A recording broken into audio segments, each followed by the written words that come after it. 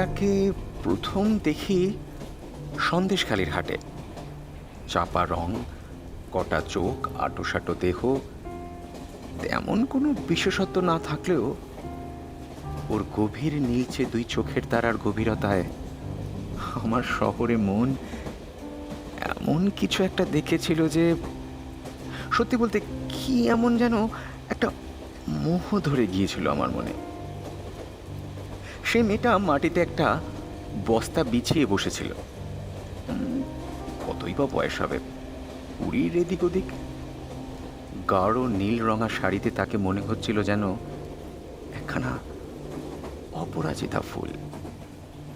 তার সামনের একটা ঝুড়িতে রাখা ছিল ছোট বড় নানান শিশিতে লালচে সোনালি তরল। আমি সম্মোহিতের মতো রাস্তার উল্টো দিকের চায়ের দোকানটায় এক কাপ লাল চা নিয়ে বসেছিলাম। কেন জানি না আমার মনে হয়েছিল একে আমি যেন কখনো চিনতাম, কিন্তু কিছুতেই মনে করতে পারছিলাম না একে আগে কোথায় দেখেছি। কতক্ষণ বসেছিলাম জানি না, সময়ের হিসেব ছিল না। জনার্দনের ডাকে আমার হুঁশ ফেরে। জনার্দন আমাদেরই ভেরির কর্মচারী। তখন আমি ম্যানেজারি কাজ নিয়ে ওই ভেরিতে দিন 15 হলো কাজে লেগেছি। ভেরি জানো তো, ওই যে চারিদিকে বাঁধ দিয়ে জল আটকে রেখে তার মধ্যে মাছ চাষ করা হয়। সুন্দরবন সাইডে গেলে এমন প্রচুর ভেরি দেখতে পাওয়া যায়। এই পর্যন্ত বলে অলিকদা সিগারেটের প্যাকেট থেকে একখানা সিগারেট বের করে ঠোঁটে গুজল। তারপর একখানা কাঠি বের করে দেশলাই বাক্সটার গায়ে 2-3 বার ঘষাঘষি করল। আগুন জ্বালার বদলে দেশলাই কাঠির মাথার বারুদের অংশটা খসে পড়ে গেল। অকেজো কাঠিটাকে মাটিতে ছুঁড়ে ফেলে অলিকদা বলে, একেবারে সেতিয়ে গেছে দেখছি। কাঠি স্যাঁতায় স্যাঁতাক, কিন্তু অলিকদার মুঠ স্যাঁতাতে দেওয়া যাবে না কিছুতেই। আমি সঙ্গে সঙ্গে আমার পকেটের শুকনো দেশলাই বাক্সটার থেকে একখানা কাঠি বের করি। ঠোঁট সূচ করে মুখের গরম বাতাসে সেটাকে তাতিয়ে নিই। তারপর একবারে ঘষে জ্বালিয়ে ফেলি কাঠির মাথার বারুদের কণা। জ্বলন্ত কাঠিটা হাতের আড়ালে ধরে আগুন দিই অলিকদার সিগারেটটা।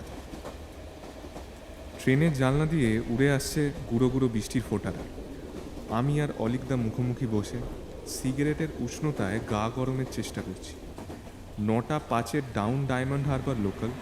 প্রতিদিনের মতো ডিউটি সেরে বাড়ি ফিরছি আমরা মানে আমি আর অলিকদা। এমনিতে রোববারের রাতের ট্রেনে লোক কমই থাকে, তাই আজ আবার সন্ধ্যে থেকে বৃষ্টি। এই বগিতে আমাকে আর অলিকদাকে নিয়ে শাককুলে জনাচারেক লোক হবে বা। অলিকদার গল্পের ঝুলি কখনো ফাঁকা যায় না। আজ বৃষ্টির দিন, খুব স্বাভাবিকভাবেই তাই গল্পের টপিকে ভূত প্রেত ঢুকে পড়েছে আমেজ করে। অলিকদা হলো ভবঘুরে টাইপের মানুষ। কোনো এক জায়গায় তার বেশি দিন মন টেকে না।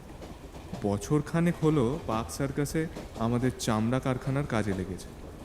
এমন বৃষ্টির দিনে অলিকদার ঝুড়ি থেকে ভূতের স্টক বার করার জন্য আমি আবদার করছিলাম, অলিকদা, এমন নিঝুম রাত, বাইরে ঝুপঝুপে বৃষ্টি, এমন নির্জন ট্রেনের কামরা, আপনার ঝুলি থেকে 2-1 পিস ভূত ব্রহ্মদত্তি ছাড়ুন না ব্রাদার।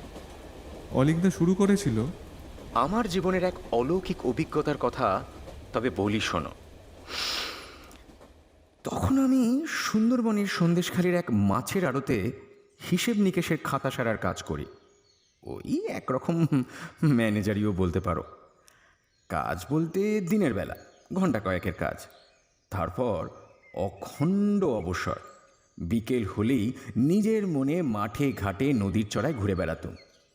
প্রকৃতি সেখানে তার মনোমোহিনী রূপের পসরা সাজিয়ে বসে থাকে। প্রথম দিনই বিকেলের দিকে হাটে গিয়েছি।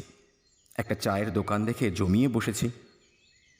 চা দোকানটার সামনের মাটির রাস্তার উল্টো দিকে একটা ছাতিম গাছের তলায় বসেছিল মেয়েটা।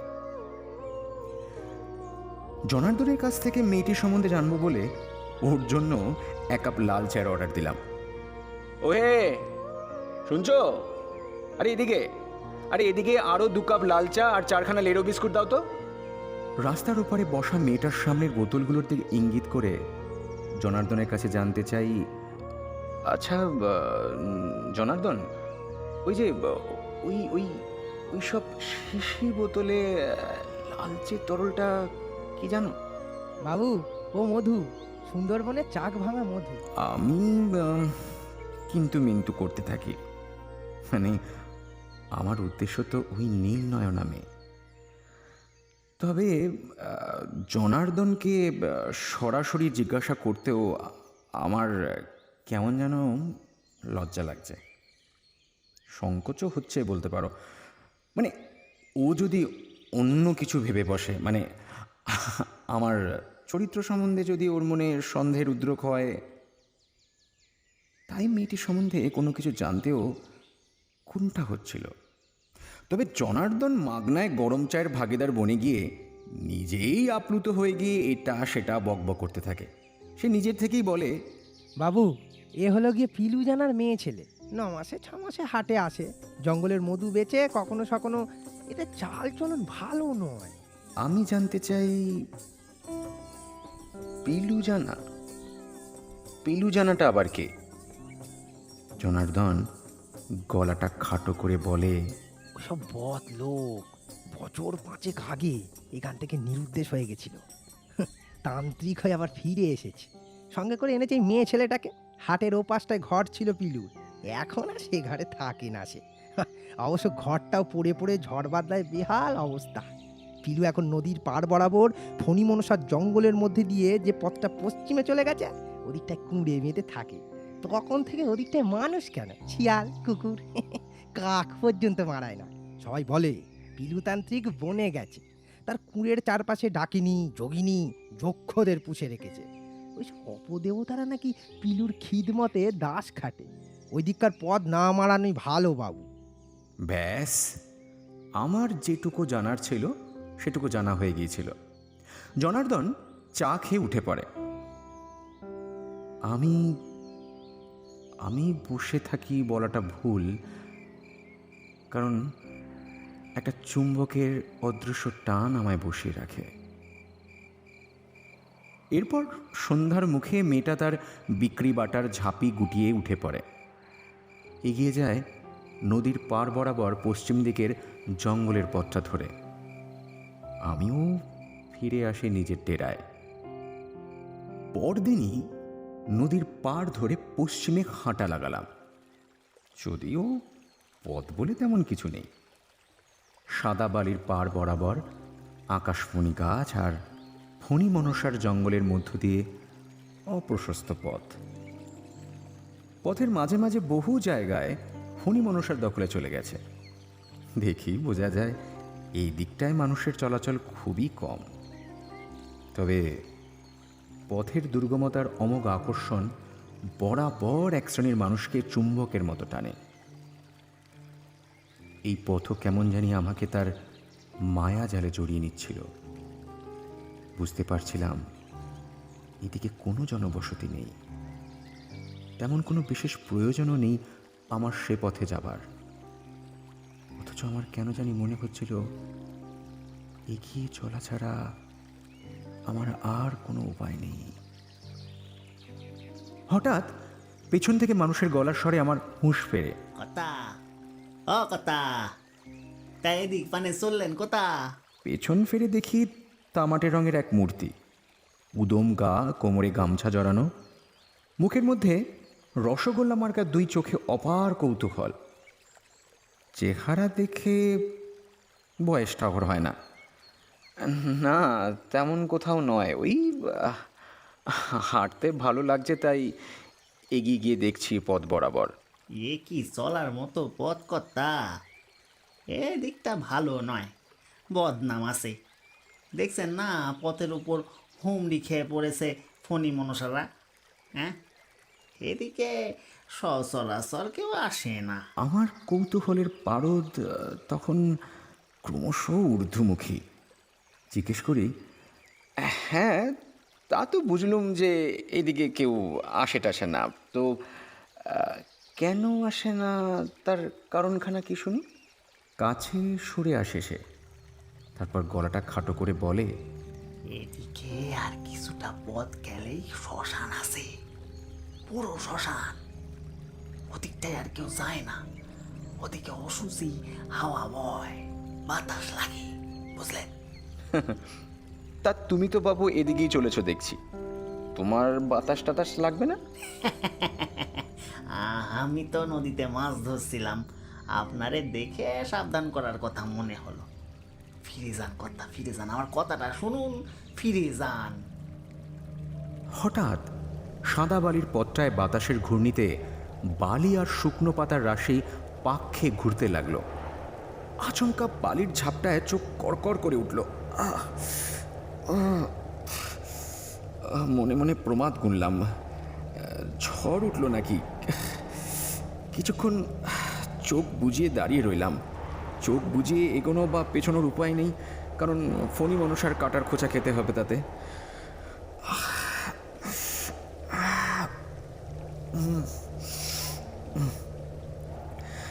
শৌষ বাতাসের শব্দটা মিনিট 2-3 স্থায়ী হলো, তারপর আবার শুনশান, যেমন কে তেমন। চোখ খুললাম, না, কোনো ঝড় নেই। প্রকৃতি আগের মতোই শান্ত। তবে সেই উদম গা মূর্তিটি ভ্যানিশ হয়ে গেছে বেমালুম। বেলা বেশ পড়ে এসেছে, আর এগোনো সমীচীন বোধ করলাম না। ফেরির দিকে ফিরে চললাম। আমার আবার নিষিদ্ধ বস্তুতে চরম আকর্ষণ। তার পরদিনই আবার নদীর পার বরাবর ফণী মনসার ভিড়ের মধ্য দিয়ে পথ ধরলাম। না, আজ আর মানা করতে কেউ এলো না। পথ যত এগিয়ে চলল, নদীর পাড়ে মাছের লোভে গাংশালিকের ভিড়টা ক্রমে পাতলা হতে হতে বিরল হয়ে গেল। পথের মাঝ বরাবর যে খান কয়েক কাঠবিড়ালির কিচিরমিচির আর আকাশমণি গাছের কাণ্ডে কাঠ ঠোকরার ঠকঠক আওয়াজটা পাওয়া যাচ্ছিল, তা যেন ক্রমে শুষে নিল নির্জন বাতাস। শুধুই নদীর পাড়ে ঢেউয়ের মৃদু ছপাত ছপাত শব্দ কানে আসে। এগিয়ে চলি আমি। একসময় গাছগাছালির ফাঁকে শুকনো হোগলা পাতার ছাউনি চোখে পড়ে। বুঝতেই পারি সামনেই আমার অভিষ্ট গন্তব্যস্থল। গোধূলির স্বপ্ন আলোকে ঢালের মতো আড়াল করছে উঁচু খিরিস গাছটার ডালপাতা। ছায়া ছায়া আলো আধারিতে মিশিয়ে দাঁড়িয়ে আছে একটা কুঁড়ে ঘর, যেন আমারই অপেক্ষায়। এক হাত দূর থেকে হাঁক পারি, শুনছেন? কেউ আছেন? একটু বাইরে আসবেন। মনে আশা নিয়ে দাঁড়িয়ে থাকি। সেই নীল রঙা চোখের তারার মেয়েটি বেরিয়ে আসবে এক্ষুনি। কি কথা প্রথমে বললে জুৎসই হয়, মনে মনে তা নিয়ে তোলপাড় করতে থাকি। কিন্তু এদিকে কেউ সাড়া দেয় না। নিজের কথা নিজের কানে বাজে। চারপাশটা যেন নিস্তব্ধতার গহ্বরে সেদিয়ে গেছে। এদিকে বেলা পড়ে আসে দ্রুত। আমি কুটিরটাকে একবারে বেড দিয়ে পাক খেয়ে ঘুরে আসি। তারপর ভেজানো দরজার সামনে এসে আরেকবার ডাকবার উপক্রম করতেই খোনা গলায় পেছন থেকে কে একজন বলে ওঠে, কে ওখানে? কি কি চাই? চমকে পেছন ফিরি এবং আরও এক প্রস্থ চমকে উঠি। অমন দশাশয়ী পুরুষের যে এত চিনচিনে খোনা গলা হতে পারে তা বেশ চমক ধরায় মনে। আমার সামনে তখন একটা সন্ডা মার্কা পুরুষ মূর্তি, গদ্দানবিহীন।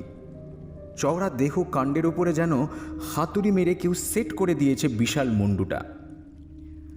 আমি মুখে অতি কষ্টে হাসি ফুটিয়ে বলি, আসলে আমি এই অঞ্চলে নতুন। ওই যে ভোলাগিরির ভেরির নতুন ম্যানেজার আমি। ঘুরতে ঘুরতে এদিকটায় চলে এসেছি। লোকটার মুখে এক অবিশ্বাসের হাসি ফুটে ওঠে। তা এসে যখন পড়েছেন, তখন গরিবের কুটির একটু পায়ের ধুলো দেওয়া হোক, তারপর না হয় পরস্পরের কৌতূহল মিটিয়ে নেওয়া যাবেক্ষণ। কি কি বলেন? গোল পাতায় ছাওয়া কুটিরের দুটো পাশাপাশি কামরা। আমরা যে ঘরে ঢুকলাম বুঝলাম সেটা বাইরের ঘর।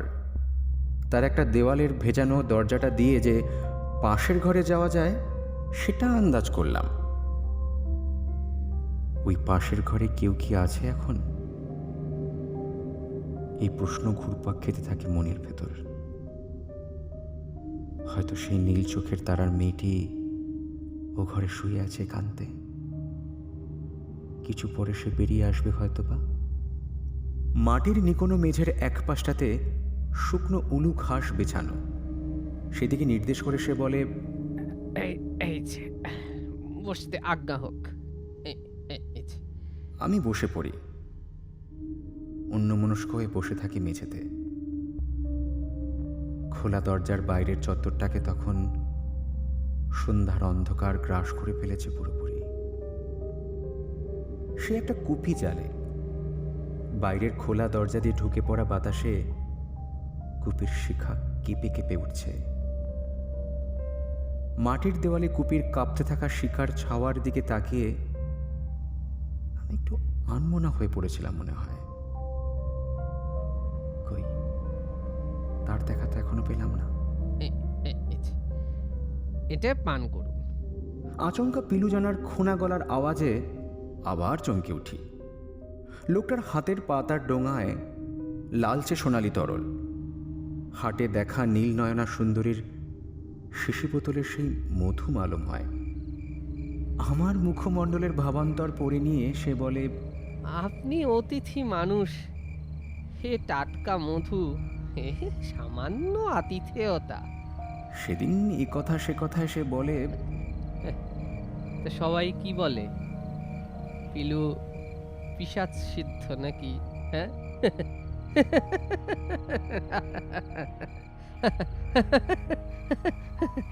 বলেই সে তার খোনা গলায় হাসতে থাকে। অপরিসর কুটিরের বাতাসে তরঙ্গ তুলে ছড়িয়ে পড়ে সে হাসি। আমি চুপ করে বসে থাকি। সে বলে চলে, আসলে আসলে আমি একটু একান্তে সাধন ভজন করি। সাধন ভজন, তাই অনেক কিছু রটিছে আমি জানি। একটু থেমে সে বলে, আপনার কি কৌশিকী অমাবস্যা তিথিতে জন্ম? আমি একটু অবাক হয়ে বলি, কিভাবে আন্দাজ করলেন? সে হেসে বলে, সাধন ভজনের কিছু তো ফল লাভ হয় নাকি? হ্যাঁ, বুঝলেন কি না? এই কৌশিকী অমাবস্যা তিথি সাধকদের কাছে এক পরম তিথি। ওই দিন যেমন স্বর্গের দরজা খুলে যায়, ঠিক তেমনি হলে প্রেত লোকের দরজাও। হ্যাঁ, হ্যাঁ, হ্যাঁ। কথা আর এগোয় না। সে বলে, চলুন চলুন, আপনাকে এগিয়ে দিই। এ পথে পথে অনেক বিষধর লতা আছে। কুপি হাতে সে আগে আগে চলে, আর আমি তার পেছনে পেছনে। মনটা দমে আছে পুরো মাত্রায়। একবারও দেখতেই পেলাম না তার মুখখানা, সেই নীল চোখের তারা। ফণি মনসার ঝোপ শেষ হয়ে আসে। সে সেখানেই দাঁড়িয়ে পড়ে আর বলে, আমার সাধন ভজন দেখতে চাইলে এই সামনেই কৌশিকী অমাবস্যা, নিজের চোখে চাক্ষুষ করতে পারবেন আমার প্রেত সাধনা। হ্যাঁ, আজ তাহলে আসি। আবার সেই খোনা গলার হাসি। রাতের ফণি মনসা বন যেন কেঁপে ওঠে।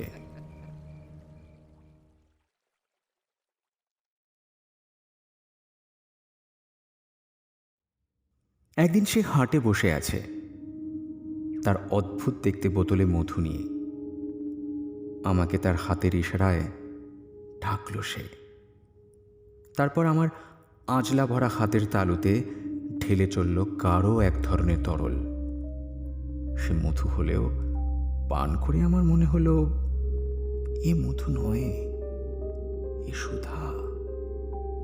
স্বর্গলোকের স্বাদ এনে দিল সে আমার রসনায়, আমার অতৃপ্ত বসনায়। হাত ধরতে চাই তার, ঘুম ভেঙে যায় মুহূর্তে। বুঝলাম স্বপ্ন। আর একদিন নদীর অতলে ঢেউদের মাঝে তার পিছু নিয়েছি আমি। ঝিনুকের মেঘলায় তার শরীরের বিহঙ্গে আমার খেয়াল থাকে না যে আমি অতলে তলিয়ে যাচ্ছি ক্রমশ ক্রমশ। চাপা দমবন্ধের কষ্টে বুকটা ধরফড়িয়ে জেগে উঠে দেখি বিছানায় শুয়ে ঘুমের মধ্যে ঘেমে নিয়ে চান করে গেছি আমি। এভাবে সে মেয়েকে প্রতি রাতেই স্বপ্নে দেখছি। আমাকে ক্রমে সে তার মোহজালে জড়িয়ে নিচ্ছিল। তার মায়াজালে আমি নগণ্য অসমর্থ পতঙ্গের মতো জড়িয়ে পড়ছিলাম যেন।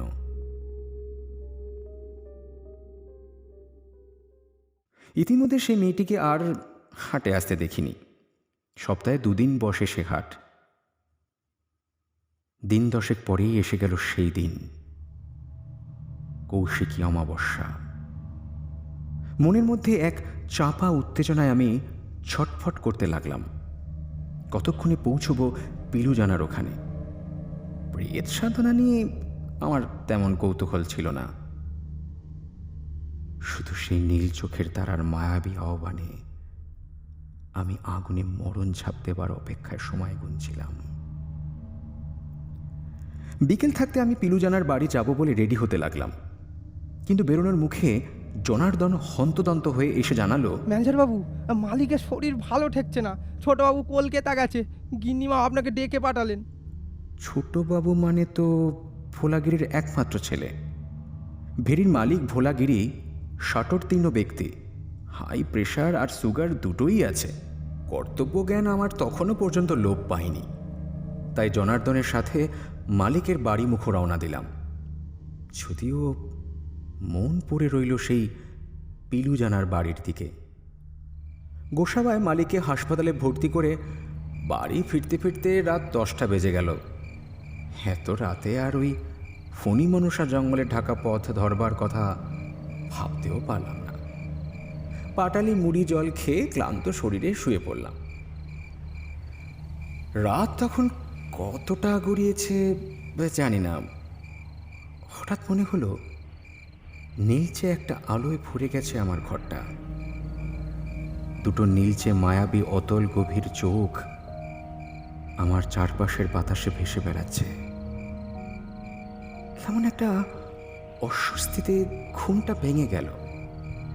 মাথার কাছে টর্চ নিয়ে শোয়ার অভ্যেস আমার। জেলে ফেললাম টর্চটা। আলোটা ঘরের সবখানে ঘুরিয়ে ঘুরিয়ে ফেলে কিছুই দেখতে পেলাম না। পাশ ফিরে শুয়ে রইলাম, কিন্তু ঘুমটা কিছুতেই আসতে চাইছে না। জানালার ফ্রেমে একখণ্ড অন্ধকার অমাবস্যার রাত। কোথায় যেন একপাল কুকুর কান্নার স্বরে ডেকে উঠল। আবার সব থেমে গেল। নিস্তব্ধ রাত। নিজের নিঃশ্বাসের শব্দ যেন নিজেই শুনতে পাচ্ছি। সেই শব্দের মধ্যে খুব মিহি স্বরে জেগে উঠল এক ডাক।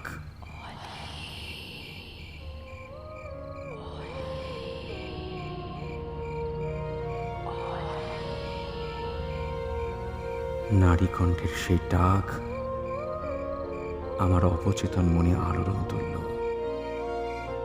চেতন মন বলল, এ ভ্রম। অবচেতন মন তারা লাগালো সাড়া দিতে হবে। চেতন মন বলল, এত রাতে নারী কণ্ঠে কেউ ডাকবে না তোমায়। অবচেতন মন বলল, আছে আছে, একজন আছে, এমন ভাবে শুধু সেই ডাকতে পারে। এক সময় অবচেতন মন চেতন মনের উপরে দখল নিল। আমি সম্মোহিতের মতো ঘরের দরজা খুলে বেরিয়ে এলাম। বাইরে অমাবস্যার কালো রাত। অন্ধকার রাতের নিজস্ব আবছা একটা আলো আছে। সেই আলোয় দেখলাম সেই নীল নয়না আমার অপেক্ষায় দাঁড়িয়ে। চোখের কটাক্ষে সে আমায় ইশারা করে। আমি মন্ত্রমুগ্ধের মতো সেই মোহিনী মায়ার পিছু নিই। ফণী মনসার জঙ্গলের মধ্য দিয়ে যেন প্রজাপতির মতো উড়ে চলে সেই নারী, আর আমি তার পেছনে পেছনে বেহুশের মতো অনুসরণ করে চলি তাকে। ফণী মনসার কাঁটায় ছড়ে যেতে থাকে দেহের খোলা অংশ। এক সময় এসে পড়ে পিলুজানার সেই কুটির। সেই নারী মূর্তি ঢুকে পড়ে ভেতরে।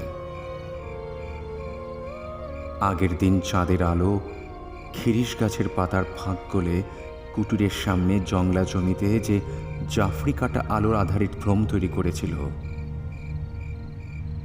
আজ তার জায়গায় নিরন্ধ্র অন্ধকার। আমি এগিয়ে যাই কুটিরের খোলা দরজার দিকে।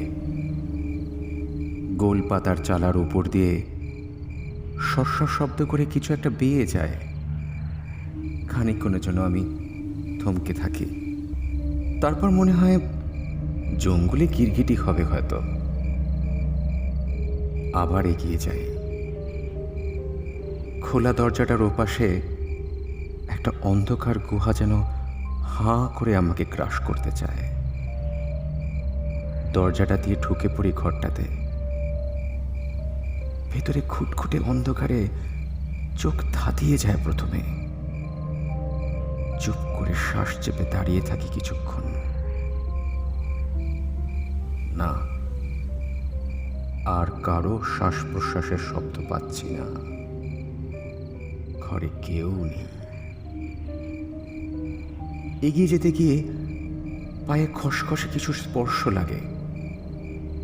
বুঝতে পারি ফাঁকা মেঝেতে আগের দিনে সেই জড়ো করা শুকনো উলু ঘাস পায়ে লাগলো। আন্দাজে পাশের ঘরের দরজাটাতে এগিয়ে যাই আমি। ভেজানো দরজাতে হাতে চাপ দিতেই ক্যাচ করে একটা শব্দ করে খুলে যায় সেটা। একটা কুপি চলছে ভেতরে। ঢুকে পড়ি। পিলুজানার সাধন কক্ষ। চোখ চলে যায় মেঝের দিকে। 5টা করটির সামনে একটা আসন পাতা। সবচেয়ে বড় দুটো করটি মানুষ আর গরুর বোঝা যাচ্ছে। ছোটটা হয়তো বা সাপের। বাকিগুলো যেন আমার খুব চেনা, কিন্তু এই মুহূর্তে বাকি 3টে করটি আদপে কোন কোন প্রাণীর মনে করতে পারি না। এবার চোখ চলে যায় সামনের দেওয়ালের উপর। 4 দেওয়ালে অসংখ্য তাক, আর সেই তাকে অসংখ্য অদ্ভুত দর্শন তামার মুখ বন্ধ ঘট। প্রতিটা ঘট এক একটা খোলা শুদ্ধ সুপারির সমান আয়তনের। মুখ বন্ধ ঘটগুলোতে কি আছে জানার খুব কৌতূহল হলো। একটার মুখের মোমের আস্তরণ আঙুল দিয়ে সবে ফুটিয়ে দেখতে যাব, ঠিক সেই সময় পাশের ঘরটার মেঝেতে একটা ধড়াম করে শব্দ ওঠে। আমি অজানা আশঙ্কায় কাঠ হয়ে যাই। ঠিক সেই সময় ওই ঘরটায় ঢুকে পিলুজানা। তারপর আমাকে জাপটে ধরে সে।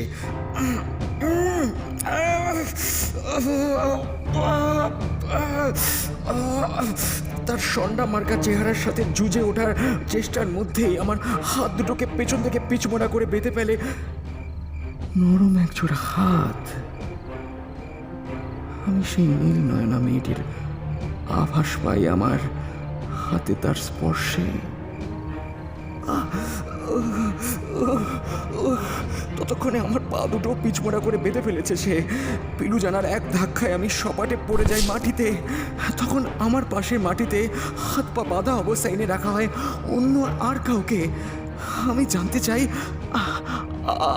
আমাকে এইভাবে হাত পা বেঁধে রাখলে কেন পিলু জানা? হ্যাঁ, তুমি তো আমাকে আজ কৌশিকী অমাবস্যার রাতে এখানে তোমার সাধনা দেখার নেমন্তন্ন করেছিলে। অতিথির সাথে এ তোমার কেমন ব্যবহার?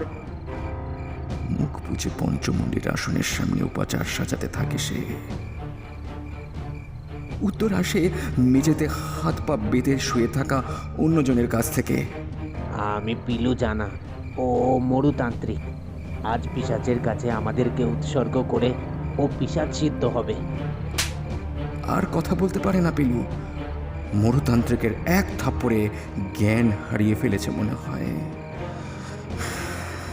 চরম আতঙ্কে চমকে উঠি আমি। আমাদের কপালে আর গলায় কোনো একটা ফুলের মালা গলিয়ে দিয়ে চটচটে কিছুর তিলক এঁকে দেয় সেই তান্ত্রিক। নীল চোখের তারার মেয়েটাকে মরুতান্ত্রিক বলে, মধুসুন্দরী, তামার ঘটগুলো এ পাশে এনে রাখো। ধুনি জেলে মন্ত্রোচ্চারণ শুরু করে তান্ত্রিক। আর ধুনির আগুনে মুঠো মুঠো কী সব ছুঁড়ে ছুঁড়ে অঞ্জলি দিতে থাকে সে। তারপর মধুসুন্দরীকে সেই তান্ত্রিক বলে, তোকে আমার শক্তি থেকে সৃষ্টি করেছি। এতদিন তোকে আমি আমার সাধন সঙ্গিনী হিসাবে পাশে পেয়েছি। তোর মোহিনী মায়ার ছলে আমার শিকারেরা ধরা দিয়েছে আমার জালে।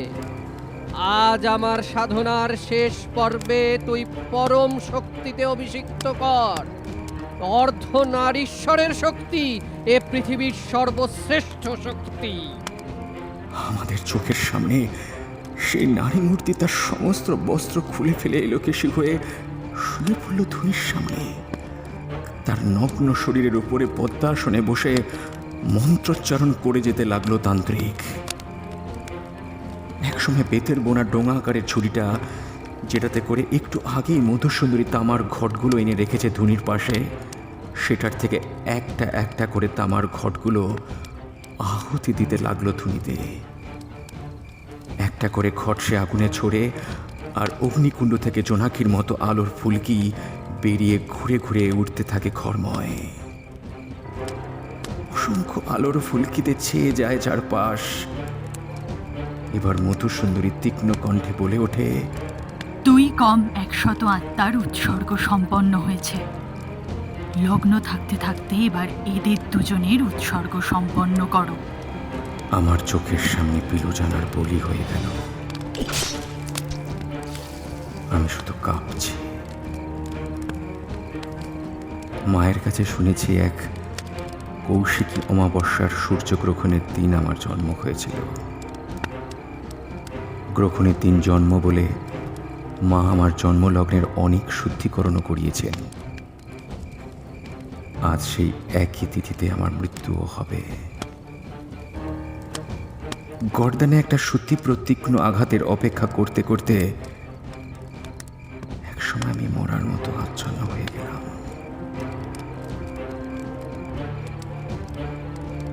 আগেও ছোটবেলায় আমার বেশ কয়েকবার এমন হয়েছে। চরম অসুস্থতায় আমার শ্বাস বন্ধ হয়ে গেছে বেশ কিছুক্ষণের জন্য। আমাকে মৃত হিসেবে ধরে নিয়ে কান্নাকাটির রোল পড়ে গেছে বাড়িতে মিনিট কয়েকের বিরতি। তারপরে আবার আমার থেমে যাওয়া হৃৎপিণ্ড আবার চলতে শুরু করেছে। সেদিন হয়তো এই কারণে আমি প্রাণে বাঁচলাম।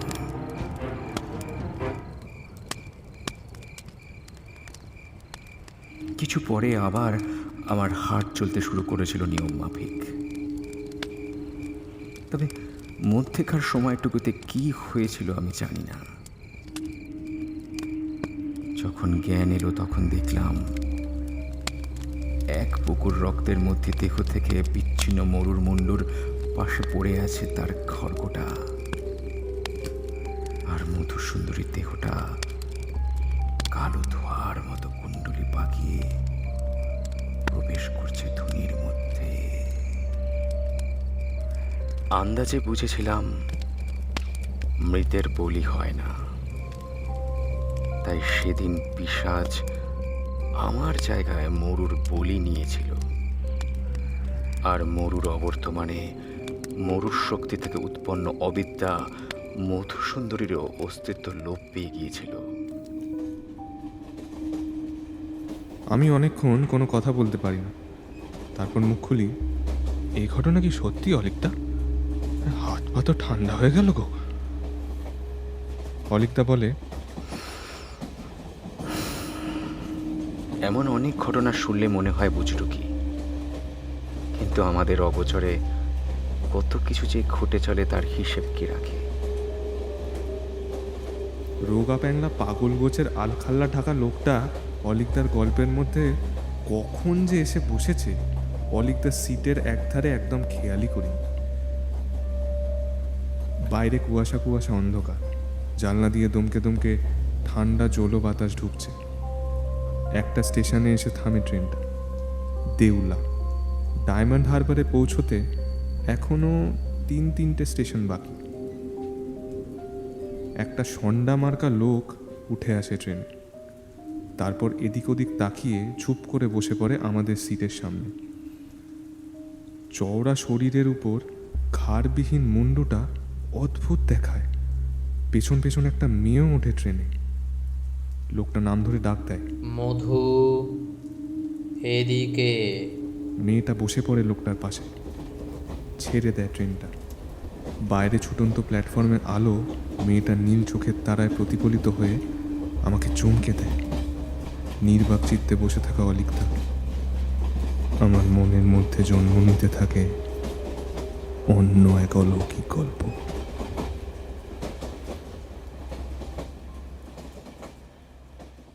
কুন্ডু কোম্পানি ও ঋত্বিক গ্রুপ আয়োজিত ইভেন্ট কিবোর্ড থেকে অডিওর আমাদের আজকের উপস্থাপনা ছিল অবিদ্যা।